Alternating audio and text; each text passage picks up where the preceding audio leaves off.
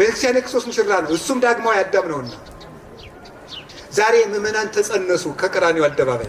የሁላችን ልደት የሚጀምረው ከዚህ ነው። ይሄ የተገኘበት ነው። ስለዚህ ማታ 12 ሰዓት ላይ አሁን እንግዲህ ስርዓተ ሕማማቱ ሲያበቃ እሴብሖ ለእግዚአብሔር ስቡሐ ዘተሰብሐ ፈረሰ ወመስተጽእነ ወረወ ውስተ ባሕር።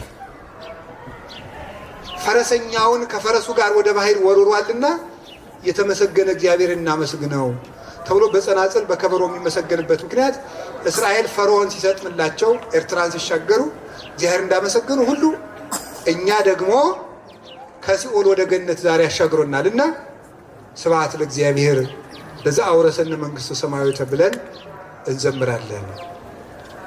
ከዚህ በኋላ እንግዲህ 33 ሰዓትን ከ9 ሰዓት ጀምሮ እስከ እሑድ ድረስ እስከሚነሳበት ድረስ 33 ሰዓት ይሆናል። በዚህ ዓለም የኖረው ስንት ዓመት ነው? ከነፍሳት ጋር ደግሞ ስንት ቀን ይቆያል? ስንት ሰዓት ይቆያል? 33 ሰዓት ይቆየና ይነሳል። ለእነሱም ደግሞ እኩል አብሯቸው ቆየ፣ በነፍስ ማለት ነው። በዚህ የተደረገው ነው። ከዚያ በኋላ ጌታችን ይነሳል። የትንሣኤን እናገራለን እንግዲህ